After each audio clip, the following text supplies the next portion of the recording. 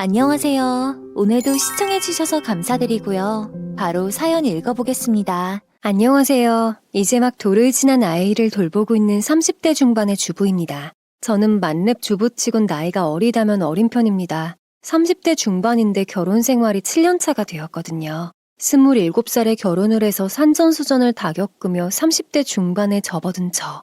일찍 결혼을 했기 때문에 주변에 스트레스를 나눌 사람이 없었어요.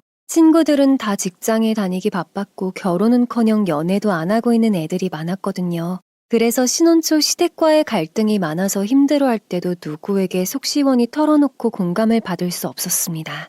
그래도 한결같은 남편이 든든하게 버팀목이 되어 그렇게 힘든 시간을 버티고 버티다 보니 요즘은 예전에 있었던 이야기를 남들에게 털어놓을 수 있는 여유도 생겼지 뭐예요. 어리다면 어린 나이에 결혼한 저. 과연 어떤 말도 안 되는 사건을 겪었을지 궁금하시죠? 이 사연을 기회로 제 마음의 짐을 내려놓고 싶어서 이렇게 글을 적어봅니다. 돌진한 우리 아이가 푹 자고 있는 동안 남편의 피를 쪽쪽 빨아먹던 거머리 같았던 시어머님과 시이모님의 염치 없는 사연들을 가감없이 속 시원히 털어놓아 볼게요. 너는 가진 거 하나 없이 이 집안 기둥을 빼놓곤 무슨 말이 그렇게 많니? 들고 온 게 숟가락 하나밖에 없으면 염치라도 있어야 하는 거 아니니? 내가 갓난쟁이 때부터 네 남편 키워온 두 번째 엄마야. 굴러 들어온 돌이면 얌전히 있어야지. 어디 이때까지 키워준 나한테 감히 말대답이야? 남편의 이모님. 그분은 어머님과 남편을 거두었다는 이유로 평생을 보상받기를 원하셨어요. 한마디로 죽을 때까지 단물 쭉쭉 빨아먹겠다 작정하신 분이셨죠. 당시 경제력이 없던 이모님은 이혼하고 하나뿐인 딸을 시댁에 맡긴 채 혼자 살고 계셨어요. 오갈 데 없던 시어머니가 어린 자식 둘을 데리고 이모님을 의지하며 살게 되면서 이모님은 어머님에게 어른이 되면 키워준 보상을 해야 되는 것은 당연한 도리라며 어머님에게 주입시키셨습니다. 그리고 두 조카들을 돈을 벌어다 바치는 기계처럼 취급하며 저와 결혼하기 전까지는 호강하며 지냈어요. 당연히 세뇌당한 어머님도 자식들이 벌어다주는 돈을 거리낌 없이 받아 쓰셨습니다. 나이 차이 많이 나는 저는 남편과 결혼하고 처음에는 많이 당하고 억울했지만 현명하게도 잘 이겨낼 수 있었어요. 저와 남편의 나이 차이는 10살입니다. 제가 남편과 결혼했을 27살의 남편은 37살, 마흔을 바라보는 나이였죠. 왜 장래가 창창한 어린 여자가 노총각에게 빠졌냐고 물으신다면 대답해드리는 게 인지상정이죠. 저는 남편이 운영하는 고깃집의 아르바이트생으로 무려 3년여간 근무하였습니다. 전문대를 졸업하고 취업을 준비하던 도중에 하게 된 일이 재택근무 디자인 작업이었거든요. 제가 원한다면 아침 일찍 하루 일정을 마감할 수 있었습니다. 그리고 또 다른 돈벌이 수단으로 저녁에 고깃집 서빙 아르바이트를 하며 투잡을 뛰었던 거죠. 몸이 피곤하긴 했지만 그래도 수입이 꽤 짭짤해서 저는 불평불만 없이 열심히 일했습니다. 남편은 우리 지역에서 고깃집을 3곳이나 운영하고 있는 바쁜 남자였습니다. 그래서 제가 아르바이트를 하고 있는 가게에 매일 상주하는 것이 아닌 가끔 얼굴을 비추고 다시 다른 가게로 떠나길 반복했었죠. 그때마다 저와 마주치면 오늘도 열심히 하고 있다며 칭찬을 해주거나 보너스를 쥐어주기도 했었어요. 3년 동안 결근 없이 열심히 일을 하다 보니 어느덧 저는 매장의 홀 책임자라는 직책이 되었습니다. 월급도 아르바이트생일 때보다 더 많이 받게 되었죠. 그 당시 저는 아버지와 단둘이 살고 있었어요. 엄마는 어린 시절에 병으로 돌아가시고 아버지는 저를 키우기 위해 지방 여기저기로 출장을 다니는 일이 많으셨죠. 때문에 저는 항상 외로움에 시달렸던 사람이었습니다. 지방으로 일을 가셨던 아버지는 종종 다치셔서 올라오시곤 했는데 그때마다 저는 병원비로 힘들어했습니다. 제가 병원비를 구할 길이 없어 어렵게 가부를 부탁할 때면 남편은 선뜻 가불과 함께 따뜻한 말로 위로와 격려를 해주었지요. 아버지가 다치셔서 많이 걱정이 되겠네. 병원비 부족하면 언제든지 말해요. 그리고 가게는 다른 직원들 있으니까 너무 걱정하지 말고 아버지 간병 잘 해드리고 간병하는 사람이 더 잘 먹어야 하니까 식사도 거르지 말고 꼭 챙겨 먹고 다녀요. 아버지가 퇴원을 하시면 빨리 회복하시라며 사골과 고기들도 보내주셨답니다. 그렇게 남편의 따뜻함에 저도 모르게 의지하게 되었고 사적으로 연락하고 만나는 일들도 많아졌죠. 쉬는 날에 같이 교회로 놀러 가자는 사장님의 연락을 받은 후에야 비로소 제가 썸을 타고 있다는 사실을 깨닫게 되었어요. 그렇게 우리는 알콩달콩한 사내 연애를 했습니다. 그리고 6개월 정도 되던 때 남편은 저에게 프로포즈를 하지 뭐예요. 제가 당시에 20대 중반을 간 넘은 어린 나이였지만 남편은 주변 사람들이 하나 둘 짝을 찾아가는 시기였기 때문에 더 결혼을 서두르려고 했던 것 같아요. 힘들 때마다 다독여주고 항상 아버지에게 잘하라며 물심양면으로 챙겨준 남편이었기에 별다른 걱정 없이 빨리 함께 살고 싶다는 생각을 하게 되었습니다. 하지만 이상했습니다. 저는 결혼 준비에 앞서 양가 어르신들이 만나는 것이 순서라고 생각했거든요. 하지만 남편은 자신의 부모님들도 저희 부모님도 뵐 생각 없이 누군가에게 쫓기듯 예식장을 알아보려고 했습니다. 저는 남편에게 양가 어르신들의 만남은 언제 진행될 것 같냐고 채근했지만 그때마다 말을 돌리거나 때 되면 한다는 식으로 행동하더라고요. 근데 오빠, 저희 상견례는 언제 할 거예요?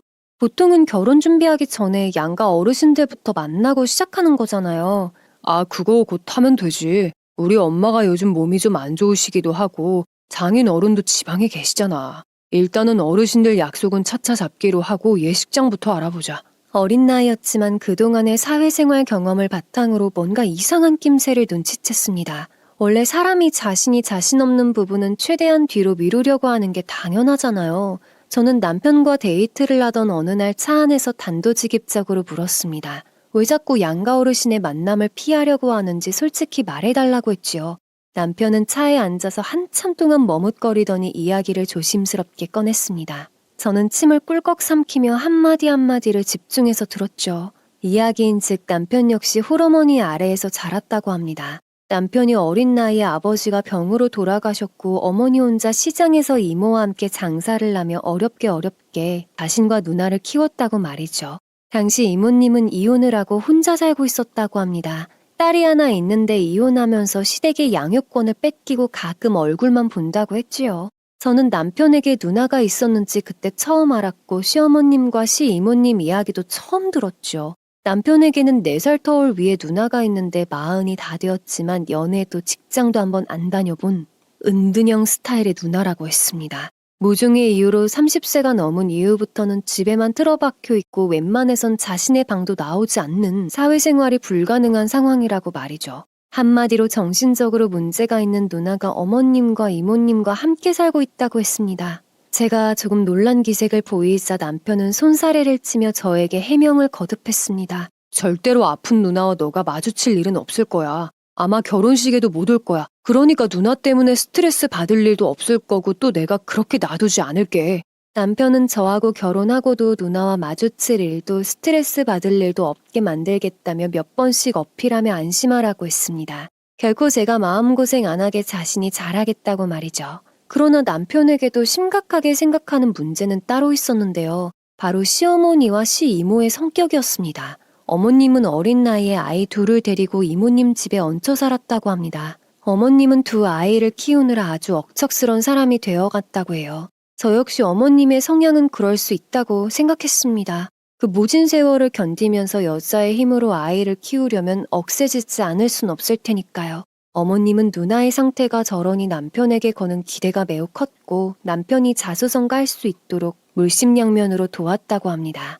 남편이 20대에 막노동을 하고 공장을 전전하며 모은 돈과 어머님이 이제껏 평생 모아두었던 돈을 합쳐서 고깃집 사업을 시작했을 때부터 아마 남편은 집안의 가보이자 자랑이 되었겠지요. 하도 아들에 대한 기대가 크다 보니 본인의 아들만 잘났고 짝이 될 여자는 별로다라는 편견을 쭉 가지고 있다고 해요. 그리고 이모님 또한 어렸을 때부터 거두어 키워주셨기 때문에 어쩌면 시어머니가 2명이 되는 셈이라며 말끝을 흐리며 고개를 떨구었죠. 그래서 남편은 쉽게 저를 어머님과 이모님께 소개시켜주기가 힘들다고 했습니다. 아, 이런 이야기 듣고 너마저 날 떠난다면 나 정말이지 죽고 싶은 생각만 들 것 같아. 엄마가 시집살이 못 시키게 내가 어떻게든 버팀목이 되어줄게. 제발 나 이제 너 없으면 안 될 것 같아.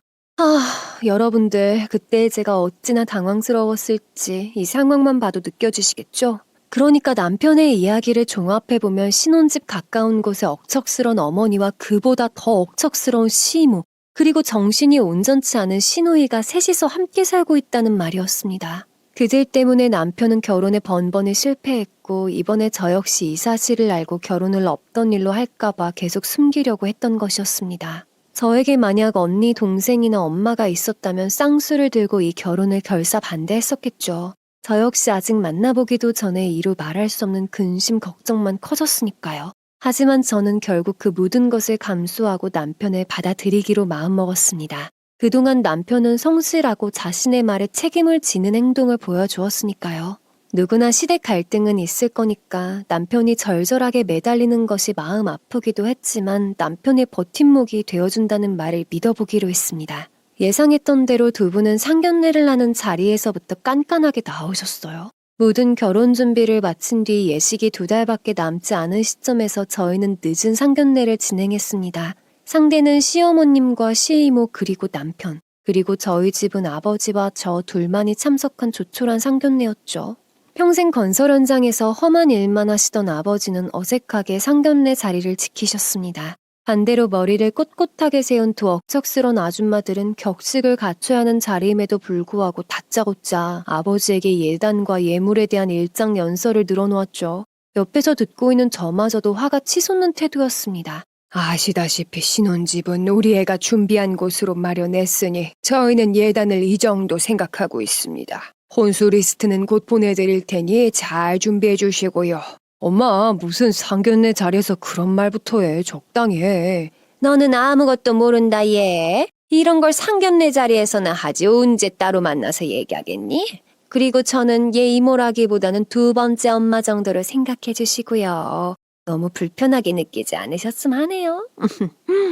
아버지는 바로 그 자리에서 어머님이 적어주신 혼수 리스트를 쓱 보시더니 식탁에 탁 하고 내려놓고 단호한 표정으로 말씀하셨죠. 제가 처음에는 김서방하고 나이 차이가 너무 많이 나서 도둑놈한테는 내 딸을 안 주려고 했습니다. 그런데 김서방이 너무 성실하고 또 저나 우리 딸에게 책임감 있게 대하는 것을 보고 이 결혼을 허락한 겁니다. 그런데 적반하장도 유분수지. 혼수요. 두 번째 엄마요. 우리는 아쉬울 게 없어 이 혼수는 못해갑니다. 아드님 평생 총각 귀신으로 살게 하고 싶으면 마음대로 하십시오. 야, 건설 현장에서 잔뼈 굵은 아버지는 떵떵거리며 할 말을 다 하셨고 어머님과 이모님은 기가 막혀서 침을 튀겨가며 사장사위 보려면 이 정도는 해야 한다면서 버티셨습니다. 세 분의 계속된 피 터지는 설전에 남편과 저는 눈앞이 캄캄해졌고 끝내는 남편이 벌떡 일어나 결혼은 우리 두 사람이 하는 것이고 저와 결혼을 못할 바에는 평생 혼자 살겠다고 협박을 하는 바람에 겨우 상견례를 마칠 수 있었어요. 그렇게 우여곡절 끝에 저희는 결혼식을 올렸습니다. 아버지는 두 분의 성격이 보통이 아니셔서 걱정이라고 하셨지만 남편의 듬직함을 믿고 잘 살아보라고 격려해 주셨습니다. 청첩장에 기어코 본인의 이름도 넣어달라고 우기는 바람에 어머니와 이모의 이름이 같이 적혔다는 점, 신랑 측 혼주석에 이모와 시어머님이 함께 앉아서 하객들이 이상하다고 수군거렸던 것은 논외로 하겠습니다. 이것만으로도 충분히 어이없고 괴상했지만 앞으로는 상상도 못할 괴상망측한 이야기가 쭉 이어질 예정이거든요. 혼수도 제대로 못 받고 며느리를 들인 두 분은 마치 작정한 듯이 신혼집을 드나들며 괴롭히기 시작했습니다. 거의 하루 건너 하루를 남편이 출근한 신혼집에 오시는 것이었습니다. 신혼집은 그들의 단골 카페같이 변해 있었습니다. 바깥을 돌아다니다 들려서 차를 내오라고 시킨다거나 둘이 한참 수다를 떨다 배가 고프다며 요리를 요구하는 일은 당연하다는 듯이 이어졌습니다. 예, 시원한 냉커피 좀 타오너라. 바깥을 돌아댕겼더니 목이 타서 숨 넘어가게 생겼다. 뭐하니? 어서 타오라는데. 너는 눈치가 그렇게 없니? 저 노인네 굶겨 죽일 셈인 게야? 때 되면 버뜩버뜩 밥을 챙겨줘야지. 넌 도대체가 눈치도 없고 쓸만한 데가 한 군데도 없구나. 그렇게 저를 들들 볶다가 어찌나 영악하신지 하루 종일 빈둥대다가 남편이 퇴근하기 전에 훌렁 가버리곤 했죠. 저는 수주받은 디자인 작업을 하다 말고 초인종 소리가 들리면 헛구역질이 나올 정도로 경기를 일으켰습니다. 제가 수주받은 일을 해야 해서 바쁘다고 해도 두 분들은 푼돈밖에 못 벌면서 유세한다며 오히려 타박을 하더군요. 결국 남편에게 사실을 털어놓고 하소연을 하자 남편은 어머니와 이모가 그렇게 행동을 하는 줄 몰랐다며 이야기를 듣자마자 당장 전화를 걸어 화를 냈습니다. 수화기 너머로 어머님인지 이모님인지 모를 뿐이 괴성을 지르는 것이 들렸습니다. 남편은 본인 나름대로 중간 역할을 하고 있다고 여겼는진 몰라도 그 사건 이후로 두 분의 괴롭힘은 더욱 심해졌다는 것이 안 봐도 비디오였죠.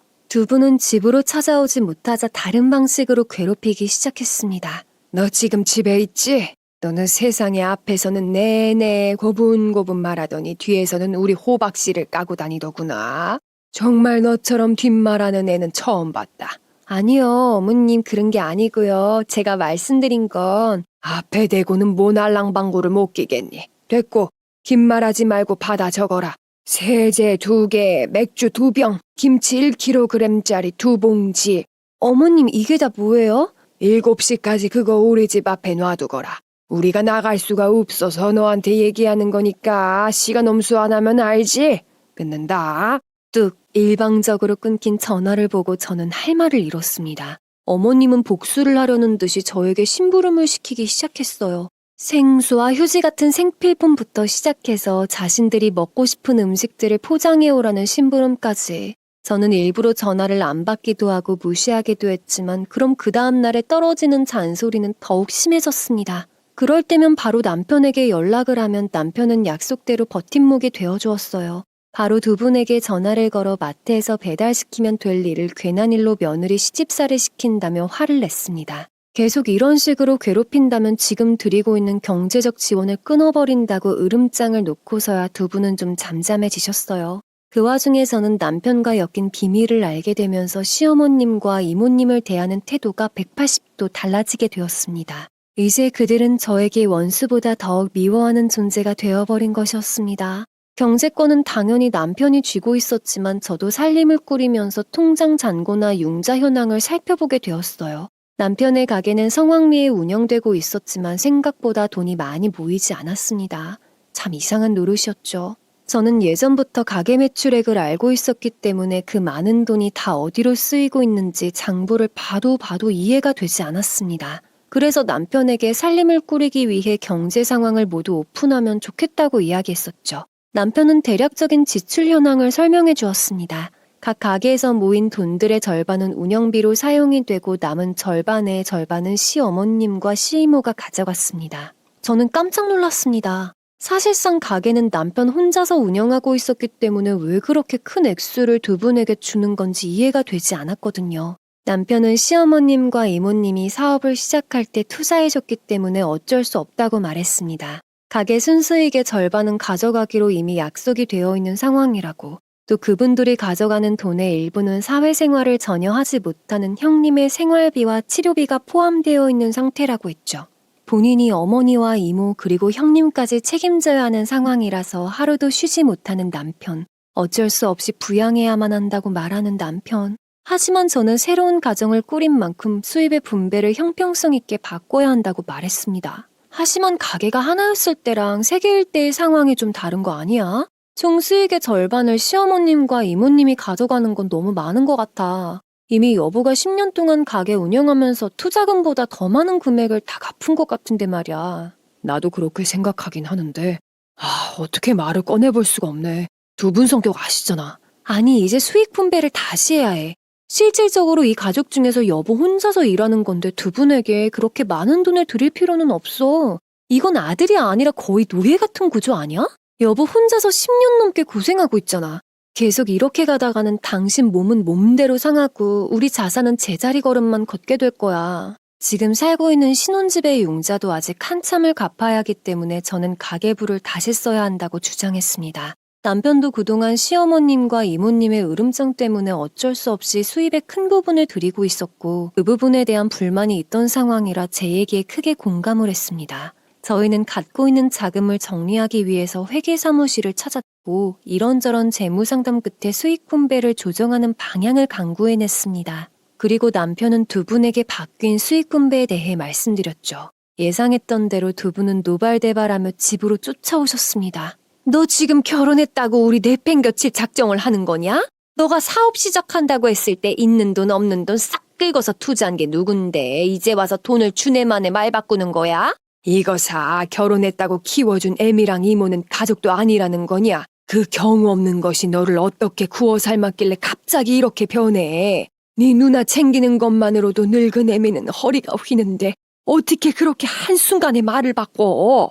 가게를 하나만 운영할 때랑 3호점까지 운영할 때 지출이 똑같을 리 없잖아요. 남편은 몇 년째 적자예요. 그래도 어머님하고 이모님을 위해서 매일 쉬지도 못하고 그렇게 일만 하고 있는 거 아시잖아요. 이제껏 들인 돈만으로도 충분히 노후 생활 자금이 되실 거니 이제 이 사람 숨 좀 쉴 수 있게 이해해 주세요. 두 분은 저에게 손가락질을 하며 굴러들어온 것이 남의 기둥을 뽑는다고 소리쳤습니다. 남편은 그 난리를 치는 두 분을 가까스로 진정시킨 뒤 집으로 돌려보냈습니다. 어쩜 자신의 아들을 그저 돈만 벌어다주는 노예처럼 부리시는지 이때까지 있었던 남편의 삶을 들여다보니 참 눈물이 날 정도로 남편이 불쌍해졌습니다. 잠자는 것도 쪼갤 정도로 바쁘게 사는 동안 두 분은 일도 하지 않은 채 남편이 주는 생활비로 편안한 삶을 살고 계셨습니다. 물론 남편이 성장할 때까지 열심히 키웠다는 것은 인정하지만 그렇다고 아직 한참 남은 노년을 직접 대비하지 않은 채 모두가 남편의 어깨 위에 타고 있는 것이 너무 무책임하다고 느껴졌습니다. 매달 500만 원이 넘는 돈을 가져가면서도 늘 돈, 남편에게 생필품 하나라도 더 얻어가려고 손 벌리는 모습이 참 화가 나더군요.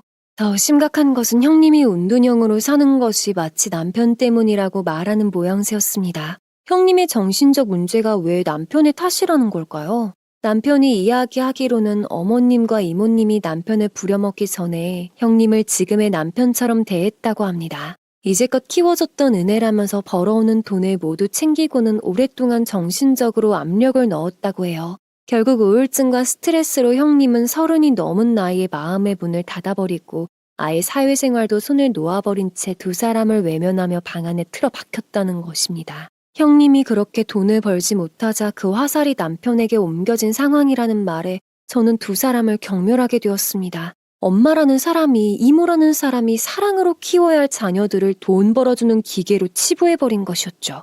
그럼에도 마치 남편을 대학 보내고 사업가로 성장시키기 위해 형님을 충분히 케어하지 못했다며 남편이 죄책감에서 벗어나지 못하도록 오랫동안 올가매고 있었습니다. 내가 힘들 때 네 엄마와 너희들까지 책임지느라고 얼마나 고생을 많이 했는지 알지? 너희들은 평생을 나에게 갚으며 살아야 한다.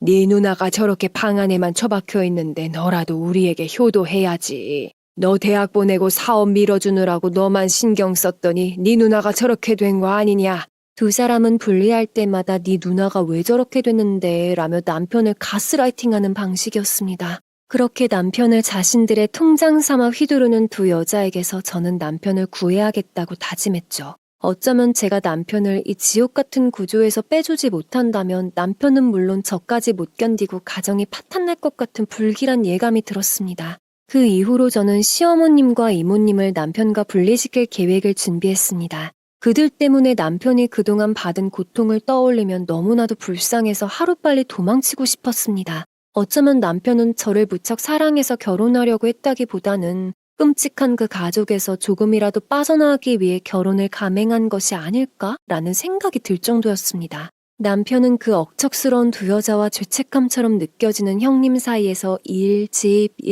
집에 잠복되는 생활에 잠식된 상황이었기 때문입니다. 그리고 남편을 도와줄 수 있는 사람은 나밖에 없다는 생각에 더 이상 그들에게 끌려다니지 않으리라 다짐을 하게 되었던 거죠. 며칠 뒤 다시 시어머님은 저에게 연락을 해왔습니다. 김치가 뚝 떨어졌다며 종류별로 김치를 담가오라는 뻔뻔한 요구였습니다. 저는 단호하게 앞으로 필요한 것은 직접 사서 드시라고 말한 뒤 전화를 끊었습니다. 그리고 신혼집에 지속적으로 찾아오는 그들의 생떼를 무시했어요. 집 비밀번호를 바꾸고 아예 초인종이 울리지 않도록 음량을 조정해 놓았죠. 공동 현관문 비밀번호를 바꿨기 때문에 그들은 스스로 들어올 수 없게 되었습니다. 저희 집을 마음대로 드나들 수 없게 되자 두 분은 휴일에 집에 찾아와서는 보태준 돈을 내놓으라고 요구하셨습니다. 너가 우리한테 벽을 세운다고 하니 나도 그럼 가만히는 못 있겠다. 너 이 집 구할 때 우리가 돈 보태줬지? 당장 내놔. 네 말대로 우리가 스스로 노후 준비할 거니까 이번 달 말까지 그 돈 당장 내놔. 어머니, 사실 그 돈도 제가 사업하면서 드린 돈으로 주신 거잖아요. 그리고 제가 언제 벽을 세웠다는 거예요. 앞으로 드릴 돈은 적잖하지 않게 조정해서 드린다는 건데 왜 사람 말을 그렇게 비꼬아 들으시냐고요. 네가 저 요망한 것 같아 무슨 소리를 어떻게 들었는지 모르겠지만 여자 하나 잘못 만나서 이렇게 사람을 비참하게 내치려고 하는 게 나는 원통해 죽겠다. 너를 우리가 어떻게 키웠는데 여자 하나 때문에 버리려고 수를 쓰는 거냐. 너가 그렇게 더럽고 치사하게 군다면 우리도 하는 수 없지. 집을 팔든 가게를 팔든 무슨 수를 써서라도 당장 내놔. 우리의 신혼집인 이곳을 구입할 때 두 사람이 잔금의 일부를 보태주었다고 해요. 그 돈은 약 1억 원 정도였습니다. 두 사람은 각오라도 한 듯 목청을 높이며 돈을 내놓으라고 소리쳤습니다. 그리고는 제게 저주의 말을 퍼붓더군요. 여자 하나 잘못 만나서 천륜을 끊는다고 제게 입에 담지 못할 욕설을 퍼부었습니다. 저는 부들부들 떨리는 몸을 간신히 추스르고 소리쳤습니다. 네, 걱정하지 마세요. 원하시는 돈 어떻게 해서든 마련해서 드릴 테니 앞으로 다시는 저희에게 찾아오지 마세요. 한바탕 깽판을 치고 돌아간 두 분.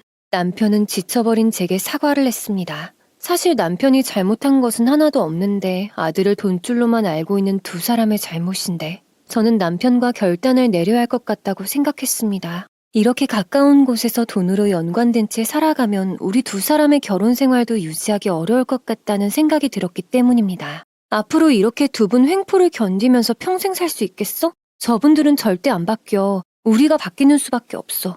여보, 우리 여기 모두 정리하고 다른 지역에 가서 새로 시작하자. 두 분과 떨어진 곳에서 살면 두 분도 생각이 바뀔 수도 있고 우리도 좀 더 편해질 거야. 나도 몇 번이나 다 때려치우고 잠적할까 생각했었어. 근데 그게 어떻게 말처럼 쉽게 되겠어. 내가 무슨 수로 모든 걸 놓고 새로 시작하겠냐. 가게도 가게지만 이 집은 또 어떻게 하고. 당신 가게 하나 운영 잘해서 3개까지 확장시킨 사람이야. 사업 수완이 얼마나 좋은데. 솔직히 어머님이랑 이모님 없었으면 빌딩을 세우고도 남았을 남자인걸. 능력 있는 당신이 두 사람 때문에 매일 피 마르며 사는 게 너무 안타까워. 앞으로 생길 우리 아이를 위해서라도 이제 진짜 결단을 내려야 해. 남편은 제 이야기를 듣고는 한동안 생각에 잠긴 듯 했고 꽤 오랜 고민 끝에 저의 뜻에 따라 고향을 떠나기로 마음먹었습니다. 나이는 40이 다 되어가지만 평생 두 여자에게 세뇌당해서 제대로 판단하지 못했던 남편. 매일같이 들들 볶는 돈 귀신 어머님과 이모님에게서 드디어 독립할 기회가 생기는 순간이었습니다. 저는 남편이 마음 약해지지 않도록 누구보다 적극적으로 이사 정보를 알아봤습니다.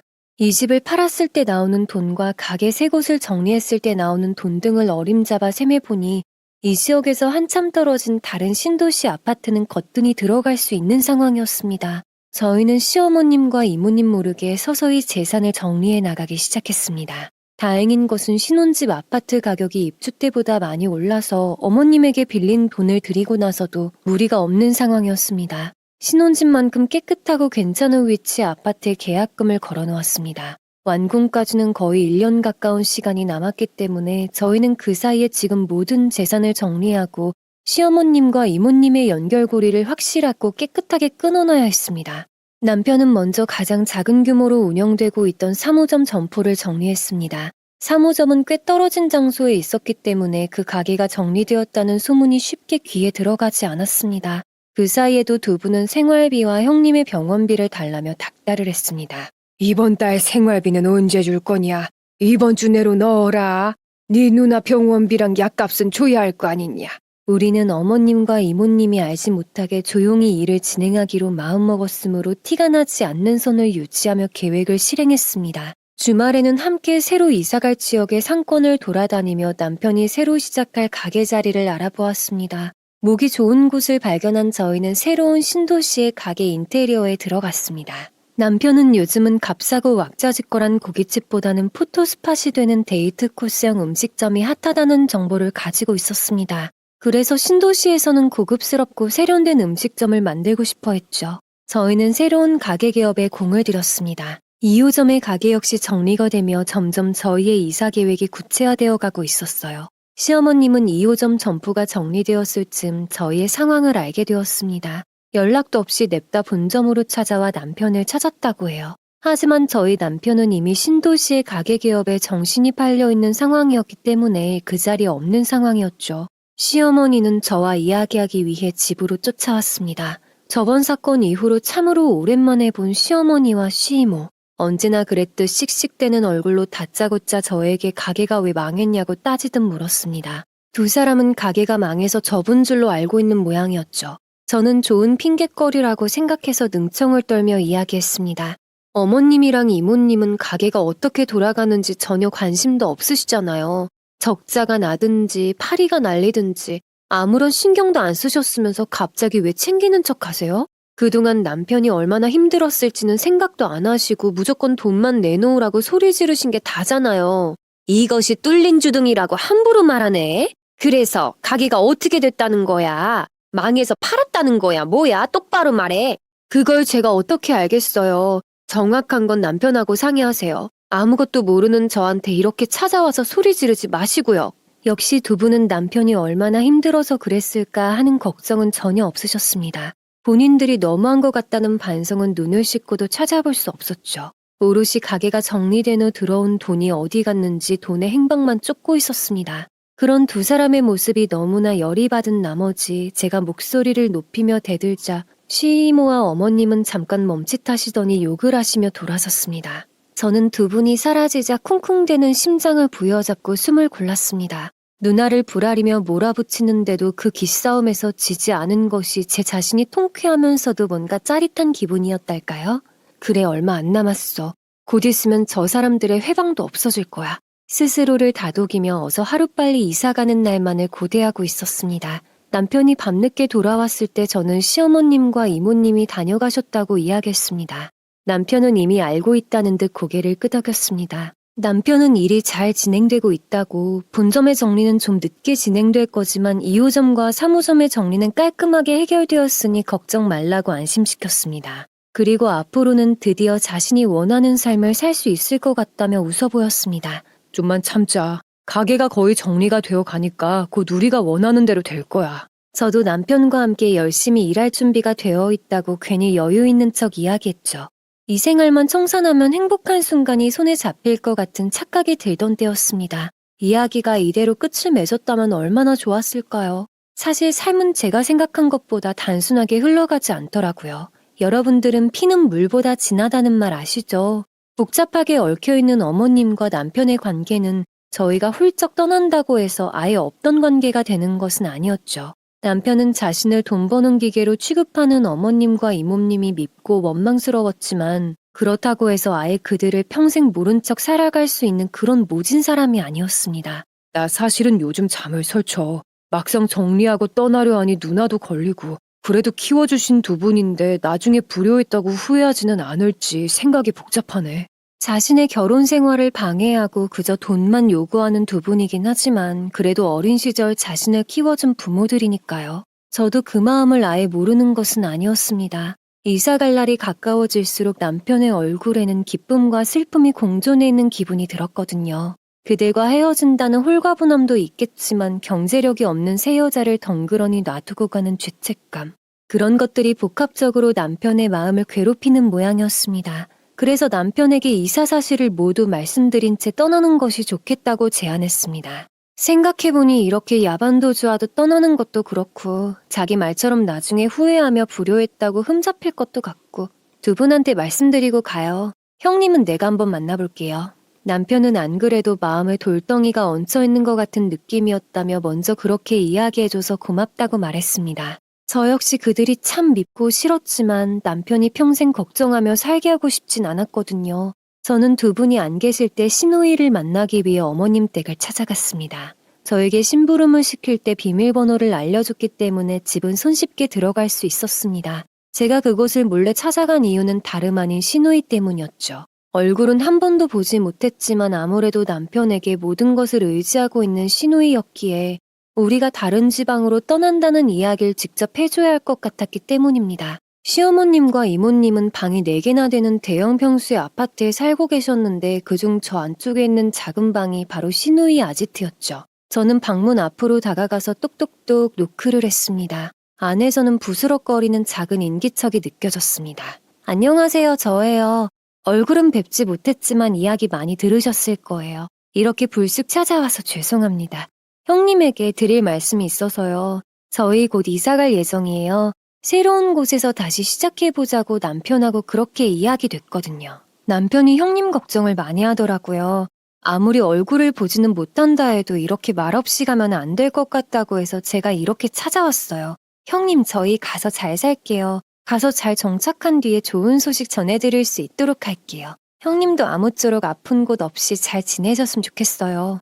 그렇게 말을 끝내고 방문 앞을 일어서려는데 방 앞에서 무언가가 움직이는 소리가 들렸습니다. 저는 형님이 다가온 소리인 것을 알아채고 다시 방문 앞에 다가갔습니다. 방문 앞에서 무어라 웅얼거리는 소리가 들렸습니다. 해주세요. 네? 뭐라고요? 잘 안 들려요, 형님. 동생한테 잘 살라고 전해주세요. 그리고는 살짝 열린 문틈 사이로 꼬깃꼬깃한 봉투를 하나 내밀더군요. 저는 떨리는 손으로 봉투를 받아들었습니다. 안에는 10,000원과 50,000원짜리 지폐 몇 장이 들어있었습니다. 몇십 년간 남동생과 교류가 없던 누나가 동생에게 건네는 마지막 인사였던 셈이었습니다. 저는 두 사람이 돌아오기 전에 얼른 집을 나섰고 저녁에 남편에게 봉투를 전달해 주었습니다. 남편은 제 이야기를 듣고는 손을 파르르 떨다 결국 눈물을 보였습니다. 그리고 본인 대신에 형님을 찾아가줘서 너무 고맙다고 말하며 저를 끌어안아 주었습니다. 시간이 흘러 이사갈 아파트가 완공이 되고 저희가 살고 있던 아파트 역시 매매도 진행되었습니다. 복잡한 부동산 문제를 해결하니 이제 정말로 끝이 보였습니다. 이사 가기 바로 전날 저는 시어머님과 이모님을 집으로 초대했습니다. 평소에 연락 한 통 없던 며느리가 갑자기 집에 초대를 하니 두 분은 무슨 일이 있냐며 의심의 눈초리를 보냈습니다. 저는 혹시 할 수 있으면 형님도 함께 뵙고 싶다고 말씀드렸지만 형님은 역시나 보지 못했습니다. 오랜만에 집에 들어온 두 분께 저는 정성껏 차린 저녁 식사를 대접했습니다. 들어와서부터 대체 무슨 꿍꿍이냐며 무슨 계략을 꾸미길래 이런 짓을 하냐며 몰아세우는 두 사람. 저희는 그냥 마음 놓고 식사부터 하자고 이야기했습니다. 남편도 마지막이라는 생각 때문이었는지 그날은 평소보다 깔끔한 차림새로 두 사람과 마주보고 앉았죠. 불편한 식사 자리를 마치고 나서 저와 남편은 통장과 카드를 꺼냈습니다. 거기에는 가게를 처분하면서 만든 돈 1억 원이 들어있었습니다. 남편은 두 분 앞으로 통장을 내밀며 이 집 매매할 때 도와주었던 돈을 돌려드린다고 말했습니다. 준비한 돈에 깜짝 놀란 기색이 역력하던 두 분. 그러나 곧 통장에 찍힌 액수를 보고는 싱글벙글 웃으며 드디어 너가 정신을 차렸구나. 드디어 빚청산을 끝냈네. 좋아하시더군요. 그러다 시어머니는 정색을 하며 물었습니다. 가게 정리한 뒤에 대체 무슨 계획을 세우고 있냐고요. 남편은 심호흡을 하더니 곧 이곳을 떠나 다른 지역에서 새로 시작할 예정이라고 말씀드렸죠. 두 분은 듣자마자 아연실색하며 펄쩍 뛰었습니다. 그러니까 네 말은 우리를 놔두고 거기에 가서 새 살림 차린다는 거지? 야 이거사, 어떻게 우리한테 상의 한 번 안 하고 그런 결정을 내릴 수 있어? 다 네가 시킨 거지, 나쁜 거사. 저와 함께 상의하고 내린 결정입니다. 저도 이제 두 분 그늘에서 벗어나서 한 가정의 가장답게 떳떳하고 싶습니다. 그동안 두 분이 키워주신 은혜는 돈으로 충분히 갚았다고 생각합니다. 이제 저도 제 삶을 살아가게 놓아주세요. 뭐? 우리가 언제 너 목줄을 잡고 있었냐? 너 진짜 미쳐도 단단히 미쳤구나. 그래서 우리 얼굴은 이제 안 보고 산다고? 너가 어떻게 그럴 수 있어? 네 누나는 어떡하고? 저렇게 방에만 갇혀있는 누나가 불쌍하지도 않냐? 역시나 제 생각대로 시어머니는 형님을 들먹였습니다. 돈벌이 수단으로 잡고 있기 위한 카드로 형님을 이용하는 두 사람. 어쩜 이렇게 파렴치할까요? 예전 같았으면 죄책감 때문에 굴복했을 남편이지만 저와 오랜 대화로 생각을 정리한 그는 더 이상 지지 않겠다는 듯이 말을 이어나갔습니다. 지금 들인 그 돈은 본인들의 몫이니 앞으로 그걸로 노후를 잘 챙기시라고, 누나에 대한 도의는 계속 지킬 것이니 걱정하지 말라고 말이죠. 누나가 사회생활을 할 수 있게 부모로서 보호자로서 두 분이 앞으로는 노력해달라 딱 잘라 말했습니다. 두 분은 명치를 가슴으로 치며 불효자라며 원망의 목소리를 높였습니다. 두 사람은 이제껏 자신들이 원하는 대로 움직여줬던 아들이 변했다는 것을 믿을 수 없어하는 얼굴이었어요. 그리고 그 믿을 수 없는 변화가 다 저 때문이라고 생각했는지 이모님은 욕설을 퍼부으며 제 뺨을 후려쳤고 어머님은 주변에 있는 물건을 던지며 전부 제가 이간질을 했다고 통곡하셨죠. 놀란 남편이 제 앞을 막아서며 아니라고 말렸지만 두 분의 귀에 들릴 리가 없었습니다. 너 하나 잘못 굴러 들어와서 내 아들이 이렇게 변했어. 이 여우 같은 것. 대체 무슨 짓을 한 거야? 어떤 이간질을 했길래 내 아들이 이렇게 우리를 버려? 이제껏 이 사람 어머님과 이모님 모시려고 자기 청춘 다 바쳐가면서 일한 거 아시잖아요. 하루도 안 쉬고 가게 운영하면서 제 살 깎으며 살았어요. 본인의 아들이잖아요. 아예 남이 되자는 게 아니라 이제 남편의 어깨 위에 앉아 계시는 거 내려와 달라고 말씀드리는 거예요. 우리가 얘를 어떻게 키웠는지 제대로 알지도 못하면서 무슨 무임승차한다는 듯 말하는 거야? 너네가 이렇게 좋은 집에서 사는 게 다 누구 덕분인데? 배은망덕한 거사, 여자 하나 때문에 어떻게 우리한테 이래? 저주의 말을 쏟아내던 두 사람이 지나간 밤, 저희는 그렇게 일방통보를 남긴 채 새로운 곳에서 새로운 삶을 펼치기 위해 떠났습니다. 처음으로 마주하는 낯선 도시에서 다시 시작부터 모든 것을 쌓아가기로 했죠. 남편은 새로운 삶을 위해 끌어왔던 용자를 갚기 위해 다시 계획을 짰습니다. 연고가 없는 낯선 동네였지만 남편의 일상은 설렘으로 가득 차 있었습니다. 저도 낮에는 디자인 일을, 밤에는 남편의 가게 서빙을 도우며 가게 회복을 위한 일손을 도왔어요. 누구나 그렇듯 시작이 반이잖아요. 처음에는 하루하루가 빠듯하고 힘들었지만 시간이 지나면서 안정기에 접어들었고 서서히 별일 없이 무탈한 날들을 보내게 되었습니다. 비록 예전에 비해 가게 규모는 작았지만 마음의 짐을 덜어서 그런지 남편은 그 어느 때보다 생기 있게 보였습니다. 저희의 새로운 신혼집에서도 웃음이 넘치며 사람 사는 집의 온기가 느껴졌죠. 저희가 새로운 삶을 시작하는 동안 고향에 남겨진 어머님도 충격이 크셨는지 여러 가지 생각을 많이 하신 듯 보였어요. 저희가 시어머님의 연락을 받은 것은 떠난 지 6개월 되던 차의 어느 날이었습니다. 예전보다 한결 누그러진 목소리로 전화를 걸어온 시어머니. 언제 한번 시간을 내서 얼굴을 보자고 하시더군요.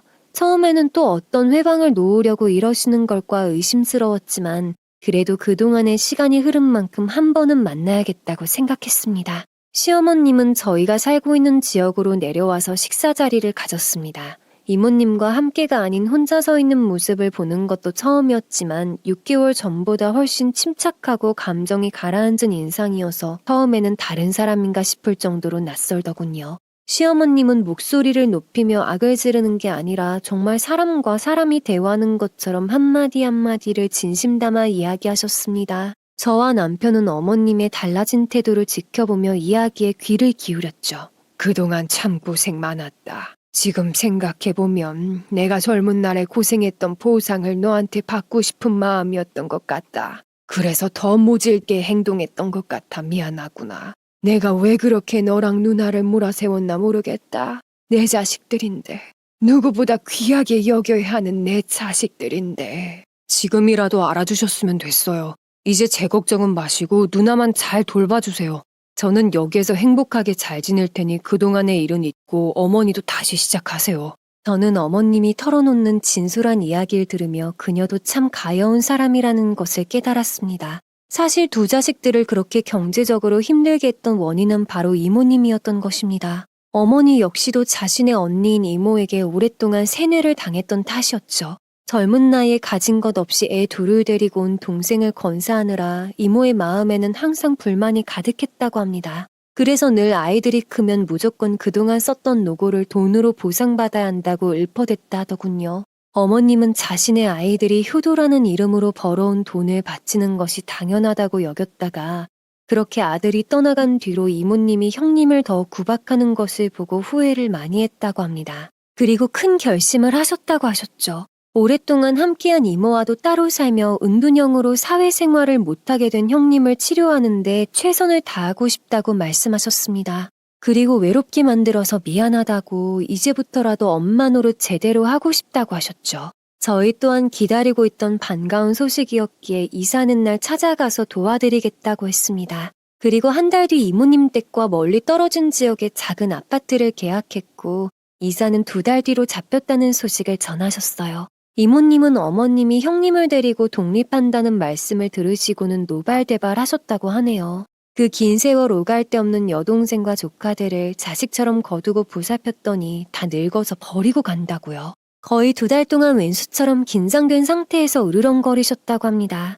2달 뒤 이사하는 날에도 한바탕 난리가 나고서야 무사히 빠져나올 수가 있었습니다. 만약에 저희가 가지 않았더라면 어머님은 이모님에게 붙잡혀서 이사도 마음대로 못하셨을지도 모릅니다. 아침부터 남편과 서둘러 어머님 댁에 도착을 하니 현관 앞에서 이모님이 이삿짐 센터 사람들과 대치 중이셨어요. 그리고는 저희를 보고 눈이 더욱 세모꼴로 변하셔서는 잡아먹을 듯이 큰 소리로 따지면서 달려들었습니다. 내 집 안으로 한 발자국도 못 들어와. 어딜 감히 들어와? 내 집 안에 물건 하나도 못 가지고 나갈 줄 알아? 그래, 너희들 잘 만났다. 네가 부추긴 거지? 처음부터 마음에 안 들더니 다 네가 원흉이로구나. 이모님은 저를 보고 삿대질까지 해대면서 원흉이라며 머리채를 확 잡아채고 흔들기 시작했죠. 놀란 남편이 이러지 말라며 말렸지만 억척스럽기만 한 이모님의 손에 저는 이리저리 끌려다녔습니다. 거실에서 전전긍긍하던 어머님이 경비실에 도움을 요청하고 나와서 이모님의 등짝을 냅다 후려치시면서 말리셨어요. 언니, 내 며느리 건들지 마요. 내 자식들 이젠 그만 괴롭히라고요. 제발요. 하지만 이미 독이 올라 화풀이할 대상이 필요했던 이모님은 이번에는 어머님의 머리채를 잡고 똑같은 배신자라면서 마구 흔들기 시작했습니다. 남편이 이모님의 팔을 잡아 끌면서 떼어내려고 했지만 어찌나 악력이 세신지 꼼짝도 안 하시는 겁니다. 마침 연락을 받고 올라오신 경비 아저씨 두 분이서 이모님을 겨우 떼어내셨어요. 그때서야 벅찬 숨을 허헉헉거리면서 주저앉아 바닥을 치시며 한탄을 하셨습니다. 어머님도 주저앉아서 그동안 쌓였던 원망을 토해내셨죠. 다 언니 때문이야. 내 자식들 그만큼 피 빨아먹었으면 되었지. 뭐가 아직도 부족해서 일이 못 살게 구느냐고. 나한테 차라리 나를 괴롭히고 내 자식들을 손에 대지 말란 말이야. 이 은혜도 모르는 것들이? 니들이 나 없었으면 이렇게 사람 구실하면서 살았을 것 같아? 다 내 덕인 줄 알고 업고 다녀도 모자랄 판에. 뭐? 네 자식들 손도 대지 말라고? 에잇, 그래 가버려. 다 가서 얼마나 잘 먹고 잘 사나 보자고. 이모님은 끝까지 은혜도 모르는 것들이라며 얼마나 잘 사는지 두고 보겠다면서 저주의 말을 한바탕 하시고는 밖으로 나가버리셨습니다. 남편과 저는 바닥에 주저앉은 어머님을 안으로 모셨고 어머님은 저에게 다친 곳은 없는지 살피시면서 대신 미안하다고 하셨죠. 저는 크게 다친 곳은 없었기에 괜찮다면서 어서 이삿짐이나 옮기자고 하였습니다. 이삿짐 센터에 사람들이 짐을 다 뺄 때까지도 이모님은 끝내 안 나타나셨어요. 어머님과 남편은 그래도 핏줄이라고 차를 타고 이모님의 집을 떠나면서도 미련이 있는 양 자꾸 뒤돌아보더군요. 형님은 어머님과 저희 차로 이동을 하였는데 두려운지 연신 눈을 동그랗게 뜨고 어머님의 팔을 꼭 잡고 붙어 있었습니다. 그렇게 우여곡절 끝에 이모님 댁에서 간신히 이사를 하고 새로운 곳에서 어머님과 형님은 새 인생을 시작하셨죠. 형님은 몇 주간 새로운 환경에 적응을 하자 수십 년간 방 안에 틀어박혀 있던 벽을 깨고 서서히 바깥을 향해 나아가고 있다는 소식이 들려왔습니다.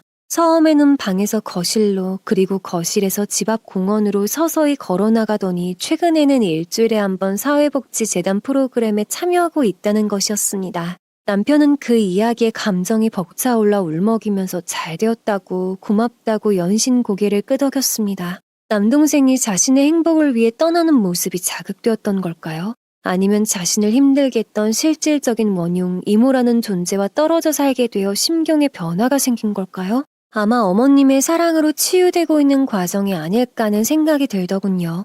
그저 10년 가까이 세상과 벽을 지고 살아가던 한 사람이 조금씩 사람다운 삶을 살아가려고 하는 게 감사하고 감사할 따름이었습니다. 어머님과 형님이 떠난 후 이모님은 집안에만 갇혀있는 생활을 하시고 바깥 출입을 전혀 안 하고 있다고 들었습니다. 몇 년 후 이모님의 딸이 찾아와 함께 살았는데 멀쩡한 남편 놔두고 바람을 피다가 들켜서 위자료 한 푼 못 받고 쫓겨와서 살았다고 하죠. 그리고 이모님을 모신다는 이유로 재산을 야금야금 탕진하고 있다고 합니다. 그 소식을 들으니 이모님의 인생이 참 안 되었다는 생각이 들었습니다. 어머님과 살면서 형님과 남편을 따뜻하게 품어주셨더라면 지금쯤 외롭지 않게 가시는 날까지 효도받으면서 행복하게 사셨을 테니까요. 하지만 뒤틀린 심성으로 가득 차 있던 이모님은 끝내 변하지 않는 거머리 같은 모습으로 저희의 기억 속에 남아 있었습니다. 이모님의 불행한 삶과는 다르게 저희 가족들은 차츰 안정되어 갔습니다. 조금씩 바깥 생활을 하고 있다는 형님의 소식을 들은 남편은 평소보다 더욱 밝아졌죠. 새로운 가게를 운영하면서 힘든 일이 생겨도 긍정적으로 해결하려고 하는 삶의 태도가 눈에 그려지는 그런 사람이 되었어요. 저는 옆에서 그런 남편의 변화를 보며 앞으로 행복할 날만 남았다고 생각했습니다. 마음에 평화가 찾아와서일까요? 시어머님과 진솔한 이야기를 나눈 얼마 뒤 남편과 저 사이에는 예쁜 아이가 생겼습니다. 아이가 생기자 남편의 책임감은 더욱 강해졌고 열심히 일한 덕분에 몇 년 뒤 2호점을 개업할 수 있었습니다. 사업 수완이 좋고 성실한 남편은 역시 뭘 해도 잘 해낼 것 같았다니까요. 그리고 저는 이 사연을 쓰고 있는 지금 제 눈앞에서 새근새근 잠들어 있는 둘째를 보며 평화로운 삶을 보내고 있는 것에 대해 감사함을 느끼며 살고 있어요. 요즘 어머님은 어린 시절 형님과 남편에게 못해준 사랑을 저희 아이들에게 듬뿍 주고 계시답니다.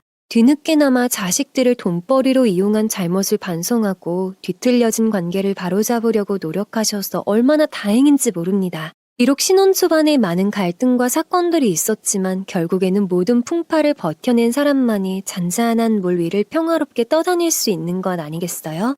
어떤 고난과 역경이 오더라도 모두들 잘 이겨내고 할 수 있는 최선의 선택을 하며 행복이 다가오기를 기다리면 좋겠어요.